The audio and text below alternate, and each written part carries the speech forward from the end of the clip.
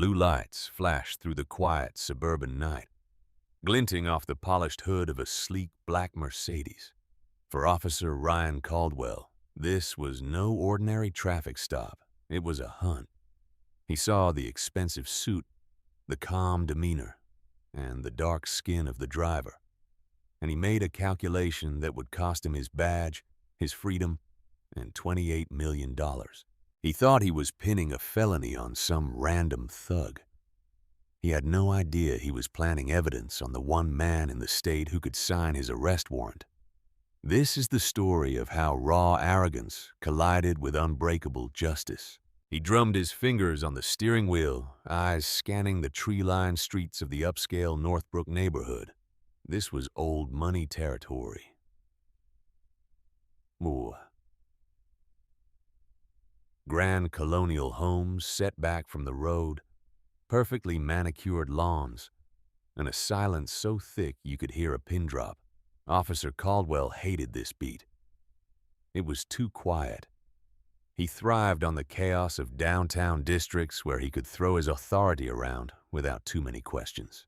But the chief had reassigned him here after a complaint about excessive force, a mere slap on the wrist. He took a sip of his lukewarm coffee and narrowed his eyes as a sleek Mercedes-Benz S-Class glided past, heading toward the gated community of Pinecrest Estates. Well, well, he muttered, shifting the cruiser into gear. What do we have here? He pulled out behind the luxury sedan without flipping on his lights right away. He paced the car, running the plates registered to a leasing company, common for high-end executives, or in Caldwell's twisted view, high-level dealers trying to look legitimate. He peered through the darkness. The driver was a black man alone. That was all he needed. In his mind, the story was already written. A car that expensive in a neighborhood this predominantly white at that hour simply did not fit. He did not care about probable cause. He cared about the thrill. He flipped the switch, and the red and blue lights burst to life, cutting through the shadows of the oak trees. Inside the Mercedes, Judge Thomas Hayes sighed. He was exhausted. He had just finished presiding over a complex racketeering trial at the federal courthouse, and all he wanted was to get home to his wife Claire and a glass of scotch. He checked his speedometer. He was right at the limit.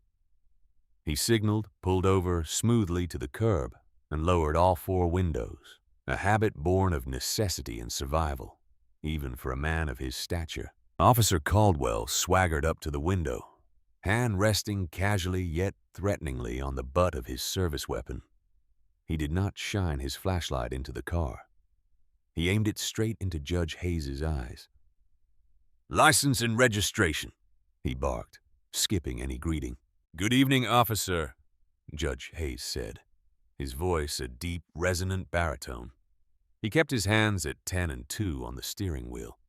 "May I ask the reason for the stop?" "I'll ask the questions," Caldwell snapped. "License, registration, now." "My wallet is in my breast pocket. My registration is in the glove box. I'm going to reach for them slowly." Caldwell sneered. He hated it when they stayed calm. It felt like defiance. "Just get them." As Judge Hayes moved, Caldwell leaned in and took a theatrical sniff of the air. There was no smell of anything but new leather and expensive cologne, but he wrinkled his nose as if he had caught the scent of a skunk. "Smell a little weed in here, buddy." He lied. It was his go-to line, the magic words that let him bypass the Fourth Amendment. Judge Hayes paused, hand halfway to the glove box. He turned his head slowly, eyes locking onto the officer. "I assure you, officer, there is no marijuana in this vehicle. I do not smoke, and I am a federal—" "I don't care if you're the Prince of Zamunda," Caldwell interrupted, chuckling at his own joke. "Step out of the vehicle now." Judge Hayes did not argue. He knew the law better than Caldwell ever would. He knew resisting on the side of the road was a losing battle, often a fatal one. He unbuckled his seatbelt and stepped out, standing a full head taller than the officer. "Face the car, hands on the hood." Caldwell patted him down roughly. He found nothing but a fountain pen and a phone. Frustrated, he spun him around. "Wait here. Don't move." Caldwell moved to the driver's side of the Mercedes. He knew his body camera was on, but he also knew the blind spots.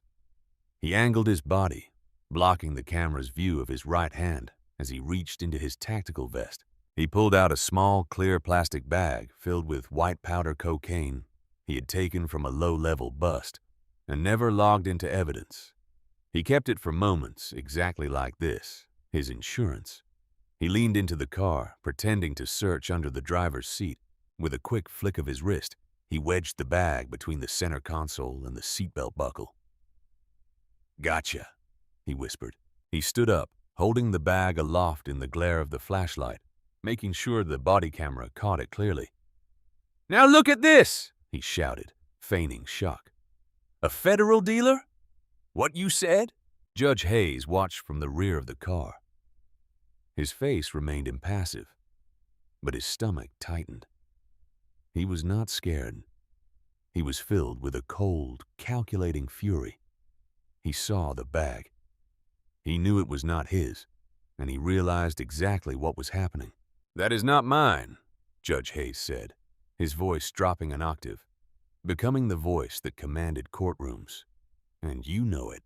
"Tell it to the judge," Caldwell smirked, grabbing his handcuffs. "Oh," Judge Hayes said softly as the cold steel clicked around his wrists. "I intend to." The ride to the station was silent.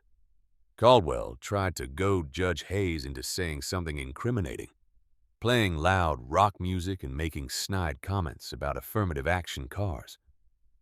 But Judge Hayes sat in the back of the cage like a statue. He was thinking through case law, specifically Brady versus Maryland and Giglio versus United States. He was mentally drafting the subpoena for the officers' disciplinary records. When they arrived at the precinct, Caldwell dragged Judge Hayes out of the car, parading him through the booking area.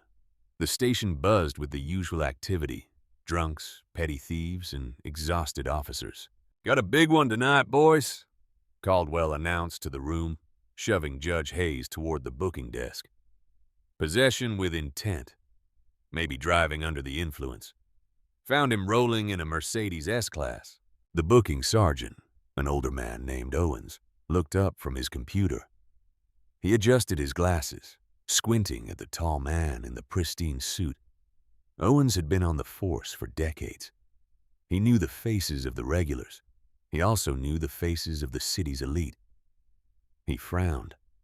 The man in cuffs looked familiar. "Name?" Caldwell barked at Judge Hayes. "Thomas Hayes," the judge enunciated clearly. Owens stopped typing. His fingers hovered over the keyboard. He looked at Judge Hayes, then at the TV screen in the corner, playing a news recap. The news was covering the racketeering trial that had recently concluded. There was a sketch of the judge on the screen. Owens's blood ran cold. "Caldwell," Owens said, his voice trembling slightly.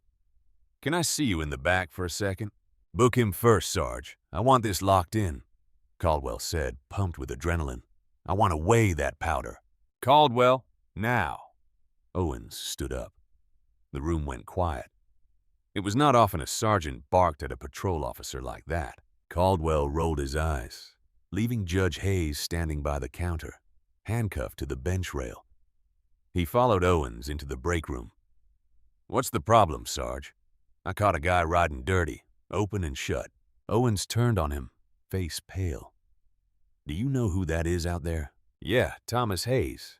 Some rich guy who thinks he's above the law." "That is the Honorable Thomas Hayes," Owens hissed, leaning in close. "He's a United States Federal District Court judge. He was appointed by the president. He just put the entire Salado crime family away for life." Caldwell blinked. A flicker of doubt crossed his face, but his ego stomped it out immediately. "So judges can be junkies too. I found coke in his car, Sarge under the seat. He's dirty." Owens stared at him. He knew Caldwell. He knew the rumors. He knew about the complaints regarding planted evidence that always seemed to disappear. Are you sure, Ryan? Are you 100% sure those drugs were his? Because if you are wrong, if you messed with a federal judge, God help us all. Caldwell crossed his arms. He was committed now. There was no going back. I found what I found, he said, jaw tight. Book him. Owens shook his head slowly. You're digging your own grave, son. Back out at the desk, Judge Hayes had watched the interaction. He saw the color drain from Owens' face. He saw the stubborn set of Caldwell's jaw. When Caldwell came back out, he grabbed Judge Hayes' arm. Fingerprints. Let's go. Officer Caldwell, Judge Hayes said calmly. I would like to make my phone call now. I am asserting my right to counsel, and I suggest you call your union representative. You are going to need him. Caldwell shoved him toward the scanner. Shut up. Judge Hayes spent the night in a holding cell. He had not slept. He sat on the concrete bench, his suit jacket folded neatly beside him, staring at the wall. He had refused to answer any questions. He simply stated his name and his title, then invoked his rights. The station descended into chaos. Sergeant Owens had made a phone call early to the chief of police, Chief Matthews. Chief Matthews had driven to the station still in his pajamas. When he saw the arrest report, he nearly threw up. Now Chief Matthews stood in the observation room, looking through the one-way glass at Judge Hayes. Standing next to him was the district attorney, Rachel Morgan. Tell me this is a joke, Matthews, she said, her voice like ice. Tell me your officer did not arrest a federal judge for possession of a dime bag of cocaine. The officer swears he found it, the chief said, sweating. Body cam footage shows him pulling it from under the seat. And what does the judge say? He hasn't said a word since he asked for his lawyer. Who's his lawyer? At that moment, the heavy steel door of the interrogation room opened. A man walked in. He was not a public defender. He was attorney Jack Morrison, the most expensive, vicious criminal defense lawyer in the state. He was also Judge Hayes' college roommate. Morrison sat down opposite Judge Hayes. He did not look at the mirror. He looked at his friend. You okay, Thomas? I'm fine, Jack. How's Claire taking it? She's ready to burn this building down. I told her to wait. Morrison opened his briefcase. So let's hear it. Did you develop a sudden coke habit? Judge Hayes smiled. A cold, dangerous smile. Officer Caldwell planted it, left hand. He blocked the body cam with his torso. But he forgot about the mirror angles. The side view mirror of the Mercedes. The door was open. The mirror was angled inward for parking. If you look at the body cam footage and catch the reflection in the side mirror, you will see him pull the bag from his vest, not from under the seat. Morrison's eyes widened. You saw that? I was watching, Judge Hayes said. But that's not all. My car has Sentry mode. It records 360 video when the alarm is triggered or when it senses proximity intrusion. It has internal cameras, too. Morrison started to laugh. It was a low rumble. You have him on high-definition video planning the drugs. I believe I do, Judge Hayes said. But don't release it yet. Let him write his report. Let him sign the sworn affidavit. Let him commit perjury on official federal documents. I want him to bury himself so deep that no shovel on earth can dig him out. Morrison slammed his hand on the table, grinning. This is going to be fun. Meanwhile, in the squad room, Caldwell was typing up his report. He felt the eyes of every other cop on him. They knew the blue wall of silence was a real thing. Cops protecting cops. But there were limits. Arresting a federal judge was way past the limit. It was radioactive. His partner, a rookie named Carter, walked by. Hey, Ryan, Chief wants to see you. Yeah, just finishing up the narrative. Caldwell typed the final sentence. Suspect appeared nervous and erratic. Officer observed a contraband in plain view. He hit submit. The lie was official. He stood up, stretched, and walked toward the chief's office. He convinced himself he could brazen it out. It was his word against the judge's, and he had the bag. Physical evidence did not lie. He knocked on the chief's door. Enter. Caldwell walked in. Chief Matthews was there. So was D.A. Rachel Morgan. And two men in suits Caldwell did not recognize. They had earpieces. FBI. Sit down, Caldwell, the chief said. His voice was not angry. It was defeated. What's going on, Chief? The DA here to charge him? Caldwell asked, sitting confidently. One of the FBI agents stepped forward. Officer Caldwell, my name is Special Agent Kane. We are taking jurisdiction over this case. Jurisdiction? It's a traffic stop. Local PD. Not when the victim is a federal official, Agent Kane said. And not when there are allegations of civil rights violations under color of law. Victim, Caldwell scoffed. He's the perp. We'll see, the DA said. Did you submit your report? Just did. And you swear everything in it is the truth, the whole truth, and nothing but the truth? The chief looked away. Badge and gun on the desk, Caldwell. Excuse me? Administrative leave. Pending investigation, the chief said.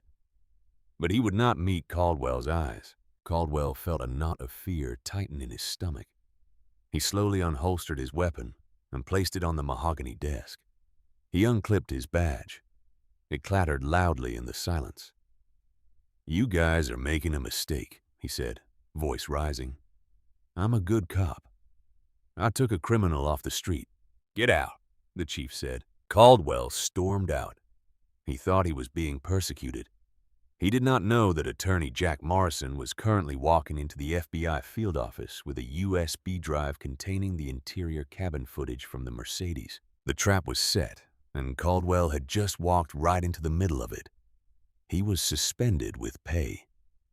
To Officer Ryan Caldwell, it felt like a paid vacation to prepare for war. He sat in a dark corner booth of the Blue Haven, a dive bar frequented exclusively by cops who thought the rules were merely suggestions. Across from him sat Pete Donnelly, the union representative known as the Fixer. Donnelly was a man made of cigarette smoke and cheap suits with a reputation for burying scandals that would make politicians blush. You're in a tight spot, kid, Donnelly grunted, nursing a whiskey. The feds are sniffing around. They took the dash cam footage. The dash cam shows nothing, Caldwell insisted, leaning in. It shows me pulling him over. It shows me searching the car. It does not show the plant. I blocked the angle. And Judge Hayes, he's bluffing, Caldwell said, though his voice lacked the conviction it once had. He's trying to scare the department into dropping the charges. If we fold now, I look like a liar and he walks away laughing. We have to double down. Donnelly nodded slowly. If you want to survive this, we have to make him look dirty before this hits a courtroom. We need to taint the jury pool. We need the narrative to be corrupt judge caught with stash, not hero cop frames judge. How do we do that? Leave it to me. Donnelly smiled, revealing yellow teeth. I know a reporter at the City Chronicle. We leak a story, not about the stop, but about the judge. Maybe we find an anonymous source who says the judge has been seen at wild parties. Maybe we hint that he has been soft on dealers because he is a user himself. Mud sticks, Ryan. Even if he is innocent, the doubt will save your badge. By the next morning, the smear campaign was live. Headline: Federal judge under investigation. Drug arrest linked to private habits. The article was vague, citing sources close to the investigation. But the damage was immediate. Social media exploded. Half the city was calling for Judge Hayes' resignation. The other half was screaming racism. Inside the Hayes residence, the mood was furious. Claire Hayes, a woman of immense grace and steel, threw the newspaper onto the kitchen island. They are destroying your name, Thomas, she said. her voice trembling with rage.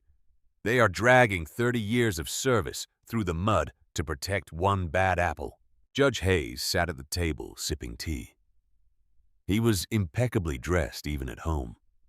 He looked at the paper, read the headline, and calmly folded it. "Let them talk, Claire," he said softly. "A lie can run a sprint, but the truth runs a marathon. Donnelly and Caldwell are playing checkers. They are making noise. They do not realize we are playing chess." "Jack called," Claire said. "The FBI has finished analyzing the car's data. They have the video. Good. He wants to release it to the press to stop this smear campaign." "No," Judge Hayes said, his eyes hardening. "Not yet. Caldwell has a preliminary hearing regarding his employment status coming up. He has to testify under oath about the arrest to keep his job. If we release the video now, he will plead the Fifth. He will resign and disappear. I want him on the stand. I want him to lie to a judge on the record while the cameras are rolling. I do not just want his badge, Claire. I want his life." It was a gamble. Judge Hayes was allowing his reputation to take a beating for the sake of a total crushing victory. He was applying the same merciless logic he used on the bench. He was not looking for a settlement. He was looking for a verdict. The hearing to determine the status of Officer Caldwell was supposed to be a formality. Usually these hearings were closed door, but because of the high-profile nature of the victim, the press had successfully petitioned for access. The room was packed. Reporters, community activists, and a wall of uniformed officers supporting Caldwell filled every seat. Caldwell sat at the defense table wearing his dress uniform, looking every bit the all-American hero. Donnelly whispered in his ear, "Stick to the script. You saw the drugs. You seized them. End of story." The hearing officer, a retired magistrate named Judge Bennett, banged the gavel. "We are here to review the suspension of Officer Ryan Caldwell following the arrest of Judge Thomas Hayes. Officer Caldwell, please take the stand." Caldwell walked up, hand on the Bible, and swore to tell the truth. He looked confident. He looked at the cameras. For a while, he recounted the lie. He described the erratic driving. He described the smell of marijuana. He described with vivid detail how he knelt down and found the bag of cocaine wedged under the seat. "I knew it was a difficult situation," Caldwell said, feigning humility. "Arresting a judge. Nobody wants to do that. But the law is the law. Nobody is above it." The room murmured in approval. He was good. He was selling it. Then it was time for the cross-examination. But it was not a department lawyer who stood up. It was attorney Jack Morrison acting as special counsel for the inquiry. Morrison walked to the podium holding a small remote control.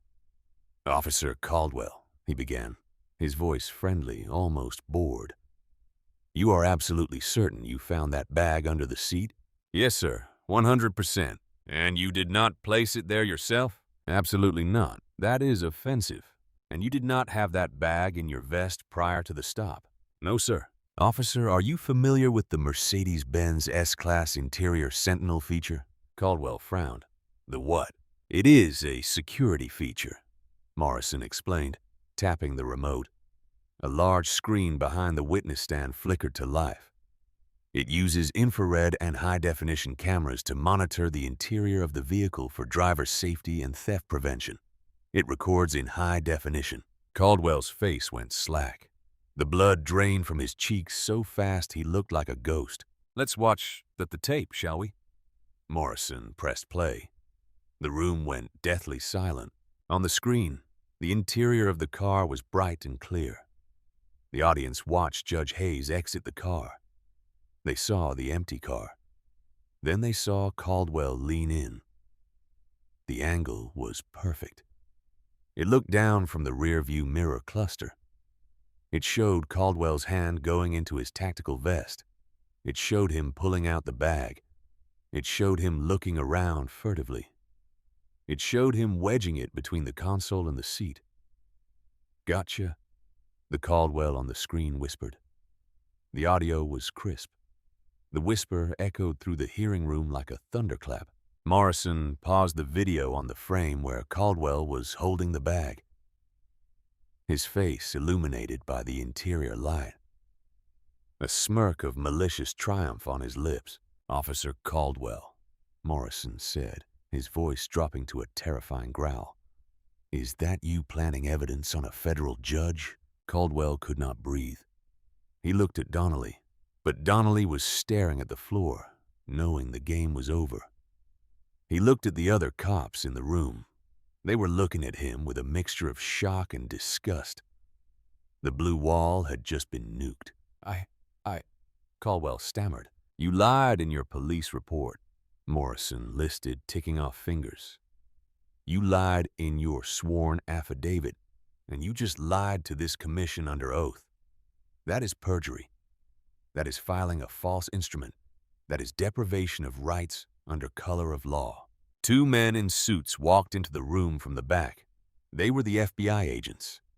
They were not there to watch this time. They were holding handcuffs. "Officer Caldwell," Judge Bennett said, his voice dripping with disdain, "you are dismissed from the stand, and I believe these gentlemen would like a word." Caldwell stood up, his legs shaking. The cameras flashed blindingly as the FBI agents spun him around, cuffing him in his dress uniform. The hero cop narrative was dead. The predator had become the prey. The fall of Ryan Caldwell was swift, brutal, and public. Because he had targeted a federal official, the case went federal. The charges were deprivation of rights under color of law, obstruction of justice, perjury, and possession of a controlled substance, the drugs he planted. The prosecutor was United States Attorney Patricia Quinn. She was known as the Hammer. They charged him with one count of deprivation of rights under color of law, obstruction of justice, perjury, possession of a controlled substance. Caldwell's lawyer tried to cut a deal. He offered a few years. Patricia Quinn laughed in his face.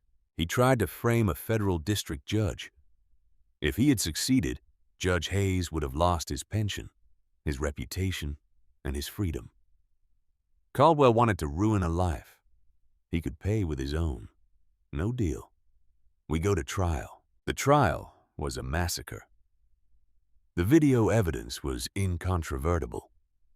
But the worst part for Caldwell was not the evidence. It was the testimony of his fellow officers. Once the video came out, the floodgates opened.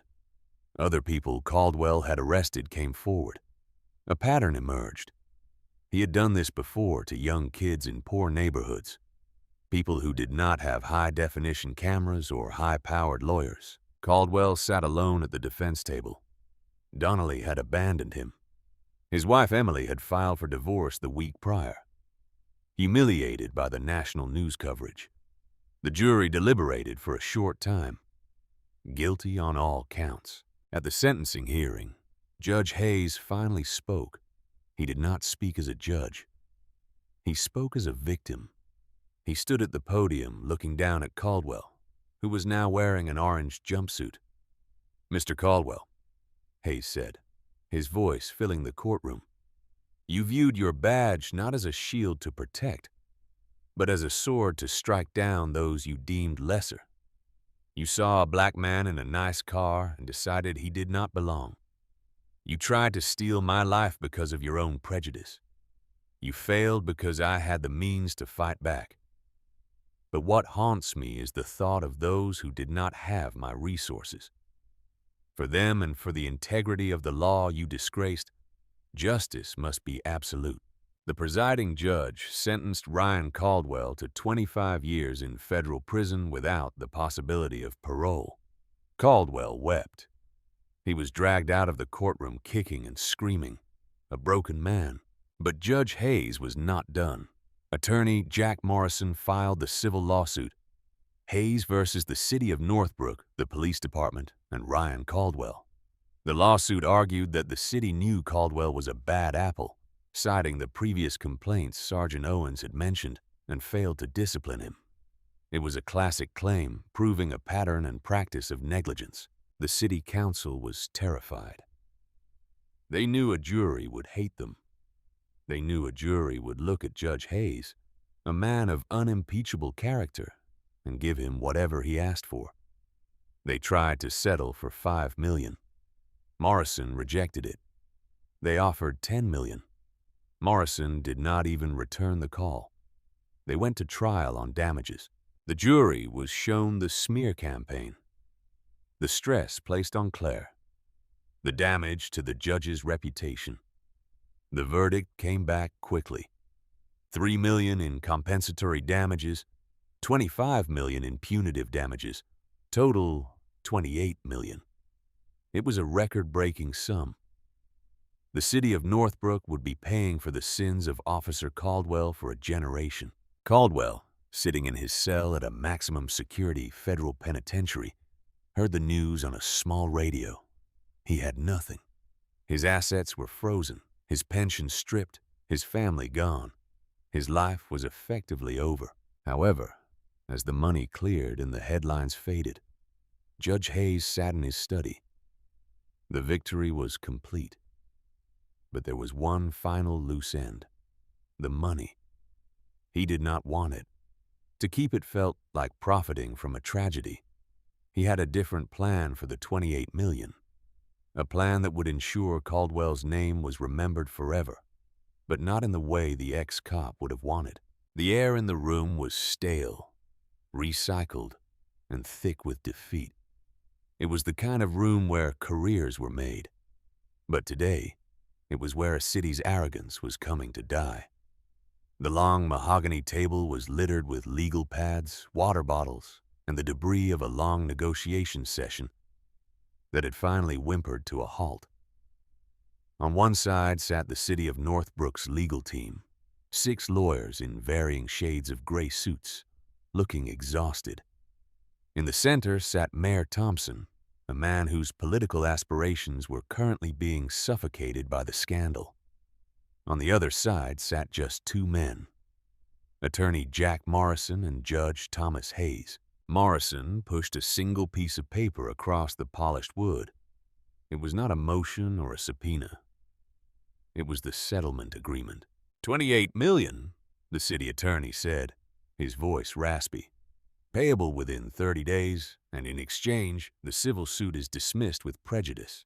Correct, Morrison said, capping his fountain pen with a decisive click. There is one final stipulation, the mayor interjected, leaning forward. He looked desperate. The non-disclosure agreement. We need a clause stating that Judge Hayes will not discuss the specific terms of the settlement or disparage the department further publicly. We need to heal the city, Judge. We cannot do that if you are on a victory lap. Judge Hayes, who had been silent for the last hour, finally looked up. He adjusted his cufflinks, his movements slow and deliberate. He looked at the mayor, not with anger, but with the pity one might feel for a slow child.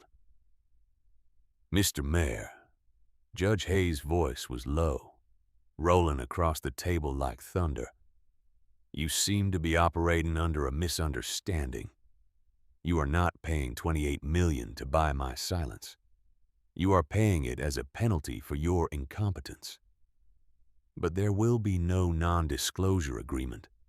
Judge Hayes continued, his voice hardening. I will speak about this case to whomever I choose. I will discuss Officer Caldwell. I will discuss the chief's negligence, and I will discuss the check you are about to sign. If you want an NDA, we can tear this agreement up right now and let the jury decide the damages next week. I am quite confident they will find a number north of $50 million. The room went dead silent. The city attorney looked at the mayor and gave a barely perceptible shake of his head. Do not push him. The mayor swallowed hard. He picked up the heavy pen. His hand trembled slightly as he signed the document that would decimate the city's budget for the next fiscal year. Judge Hayes watched the ink dry. he felt no elation. He felt only the heavy, crushing weight of responsibility. This was not lottery money. It was blood money. It was the price tag of a man's life that Caldwell had tried to steal. "Gentlemen," Judge Hayes said, standing up, "we are done here." As they walked out into the cool evening air, Morrison let out a long breath. "You know, Thomas, you could have bought a small island with that NDA money." "I do not need an island, Jack," Judge Hayes said, checking his watch. "I need a weapon for Ryan Caldwell." Time had ceased to be linear. It was a loop of gray concrete, fluorescent buzzing, and the smell of industrial disinfectant mixed with old sweat. He was currently housed in the administrative segregation unit of the county jail, awaiting transfer to federal prison. He was protected, which meant he was buried alive. He had 23 hours a day in a cell the size of a parking space. The heavy steel door clanked open. A guard, one Caldwell did not know, tossed a manila envelope onto the thin cot. "Mail call, Caldwell." Ryan scrambled off the floor. Mail was rare. He hoped it was Donnelly. Maybe there was an appeal strategy. Maybe the union had found a loophole. He tore open the envelope. There was no letterhead from a law firm. Instead, it was a petition for dissolution of marriage. He stared at the words, irreconcilable differences. His eyes scanned the document. His wife, Emily, was not just leaving him. She was taking the house, what was left of the equity, the cars, and she was petitioning for full custody of their 2 daughters. The petitioner requests that the respondent's visitation rights be suspended indefinitely, citing the respondent's criminal conviction and the potential psychological harm to the minors given the high-profile nature of his crimes. She was not just divorcing him, she was erasing him. Caldwell sat on the edge of the bed.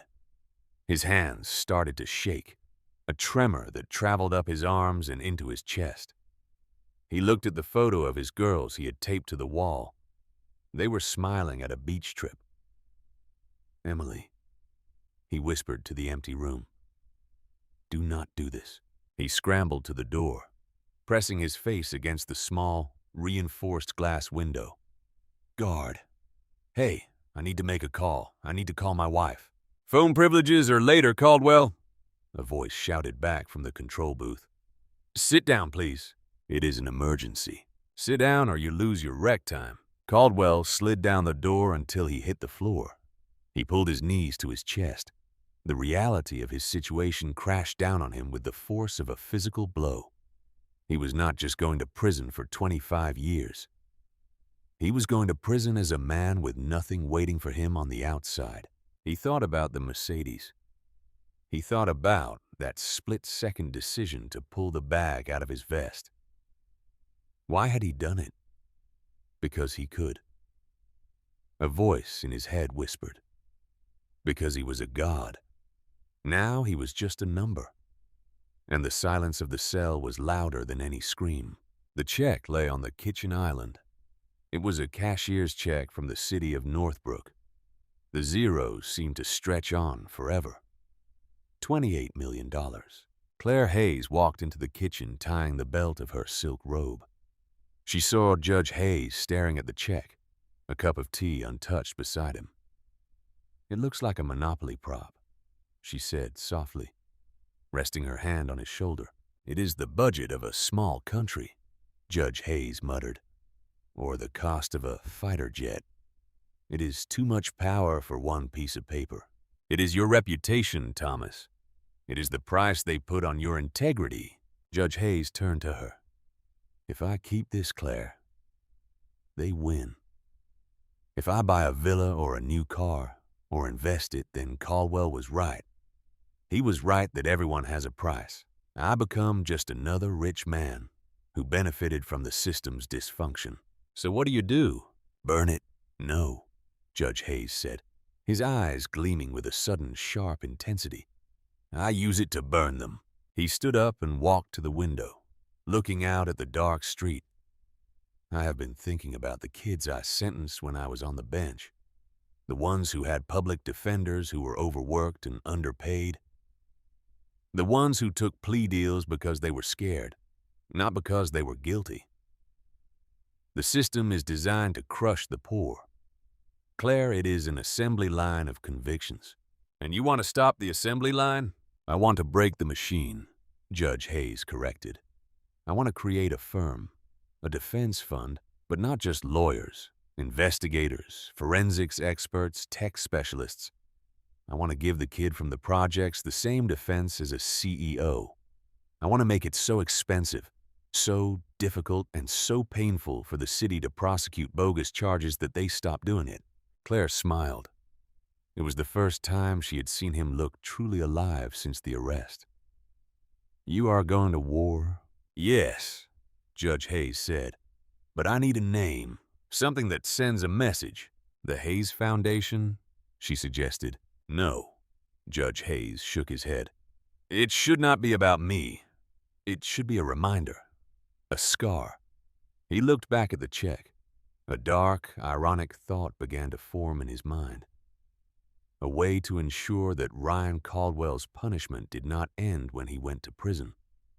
A way to attach Caldwell's name to the one thing he hated most. The empowerment of the people he targeted. I have an idea, Judge Hayes said, a cold smile touching his lips. And the city is gonna hate it. The Sentinel Project Gala was the event of the decade. The ballroom was draped in black and gold. The guest list was a who's who of the state.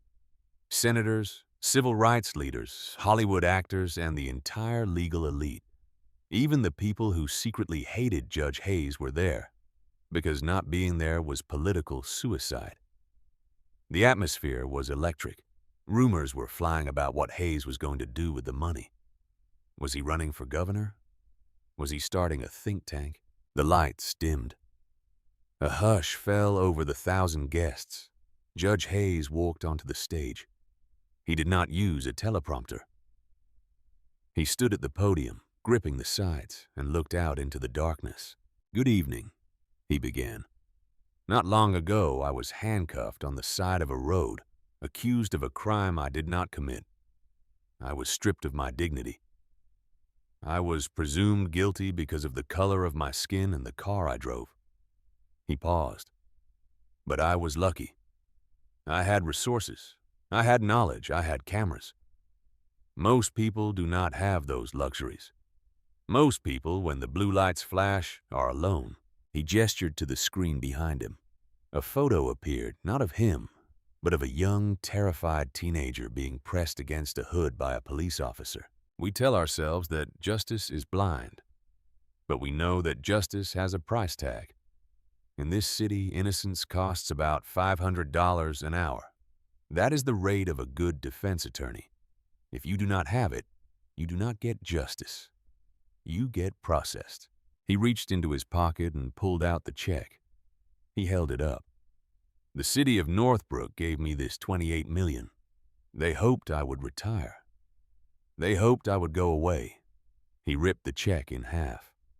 The sound was amplified by the microphone. The audience gasped audibly. I have already deposited the funds electronically, he reassured them with a dry chuckle, breaking the tension. But the physical symbol means nothing. What matters is what it builds. Tonight, I am announcing the formation of the Sentinel Project. We have hired 30 of the top criminal defense attorneys in the country. We have hired former FBI forensics experts. We have a war chest that will never run dry. We will represent the indigent, the marginalized, and the accused. And we will not just defend, we will countersue. We will make corruption too expensive to sustain. The applause started tentative at first, then growing. But Judge Hayes raised a hand. But we must never forget where this money came from. It came from the actions of one man, a man who sought to destroy, but who inadvertently provided the capital for liberation. He signaled to the tech booth. The screen behind him changed. Giant letters appeared in bold white font. against a black background. The Ryan Caldwell Legal Aid Center. The silence in the room was absolute. It took a moment for the irony to land. Then a ripple of shock went through the crowd. "You read that correctly," Judge Hayes said, his voice hard as stone. "We are naming our headquarters after the man who tried to frame me. Why?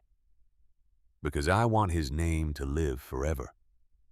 Not as a symbol of police brutality, but as the source of its defeat.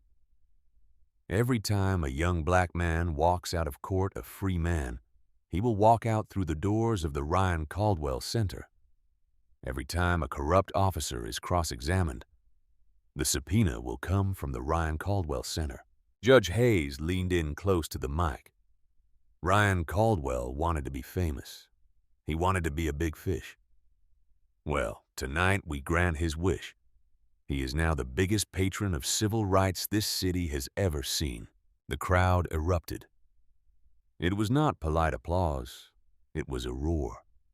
It was a mix of laughter, shock, and fierce, vindictive joy. It was the sound of karma being weaponized.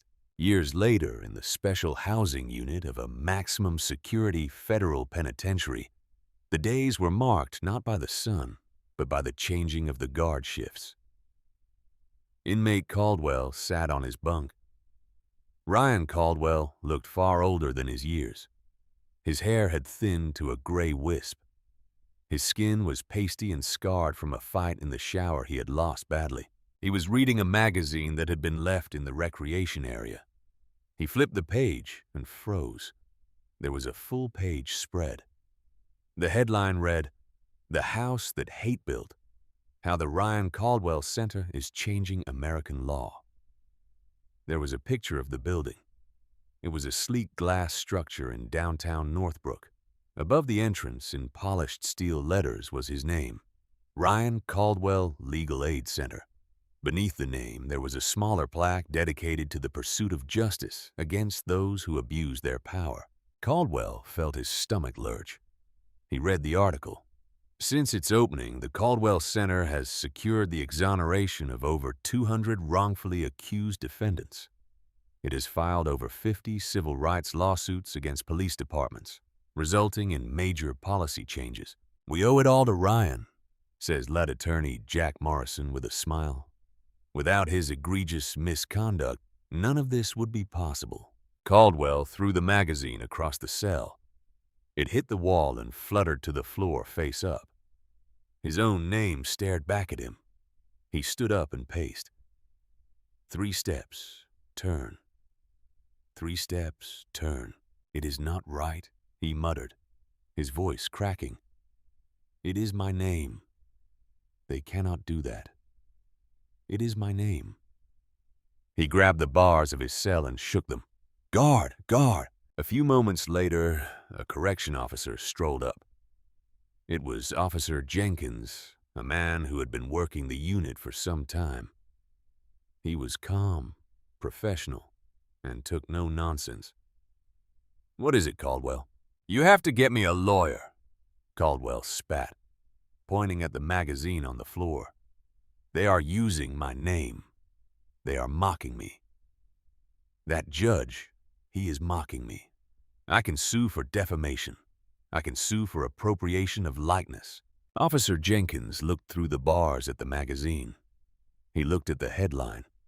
A slow, genuine smile spread across his face. "You want a lawyer?"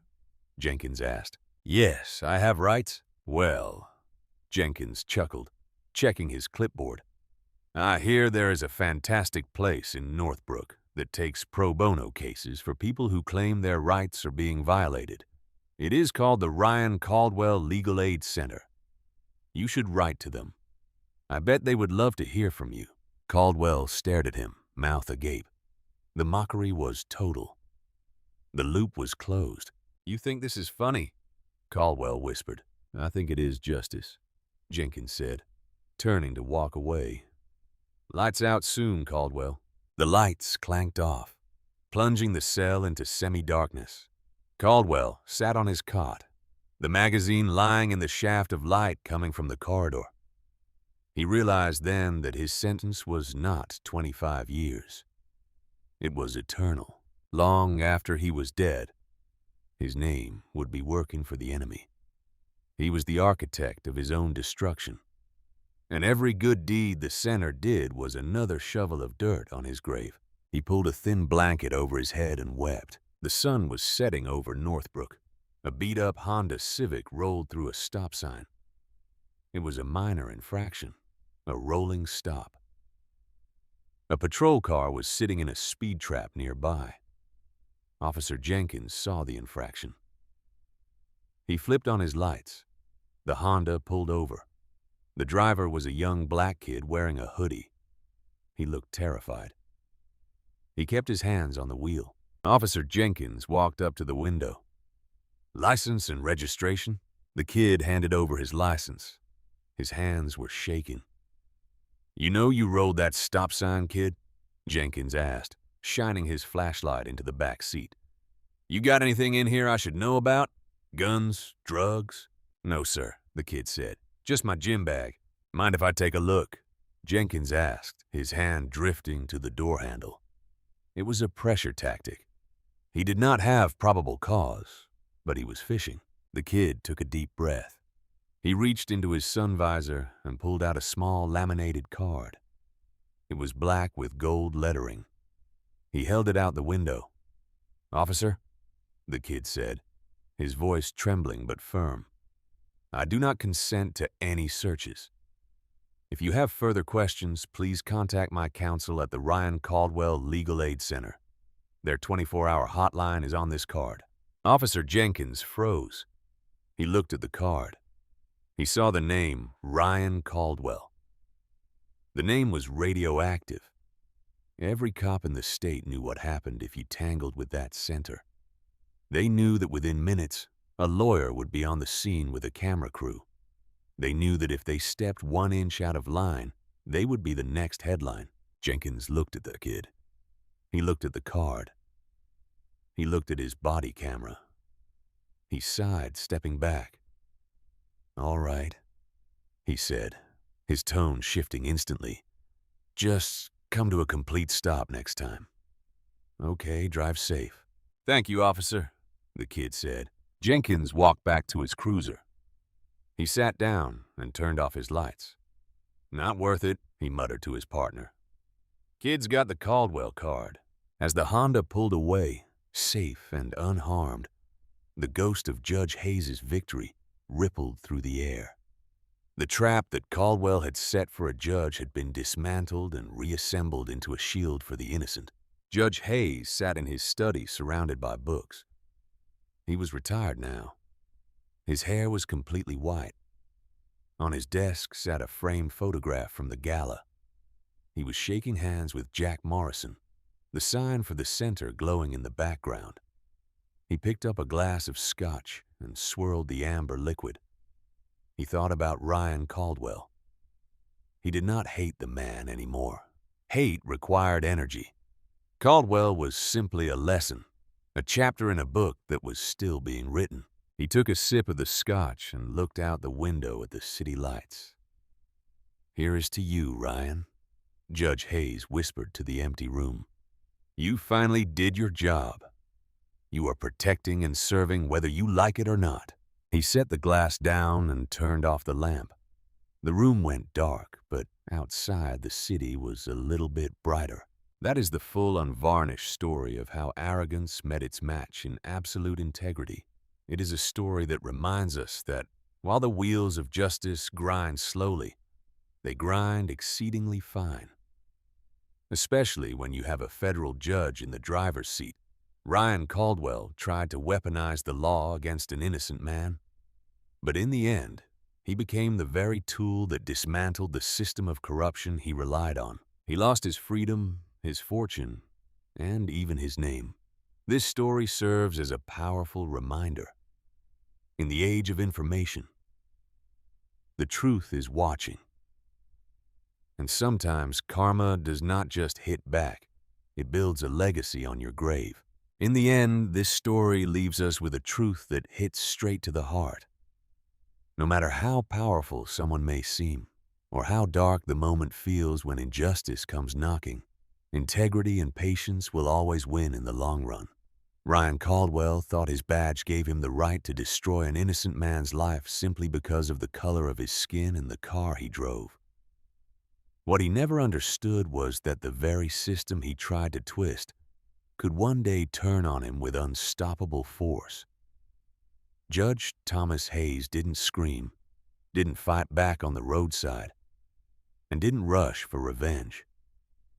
Instead, he stayed calm, trusted the truth, and let the evidence speak when the time was right. His quiet strength reminds us that real power isn't loud or aggressive. It's steady, intelligent, and rooted in doing the right thing, even when the world feels stacked against you. This tale proves that karma doesn't always strike fast, but when it does, it strikes with perfect justice, sometimes even turning your worst mistake into a force for good that helps countless others. It teaches us to never underestimate the quiet power of truth, to hold on to our dignity when others try to strip it away, and to believe that justice, though slow, is still watching and waiting. If this powerful story moved you, touched your soul, or reminded you to stand tall in tough times, drop a comment below and tell me, what lesson will you carry with you after hearing how one man's arrogance was turned into lasting good? Which part hit you the hardest? And if you want more real-life stories of courage, justice, and ultimate redemption, make sure to hit that like button, subscribe to the channel, and turn on notifications so you never miss a single story that could change the way you see the world. See you in the next one. Stay strong. Stay true.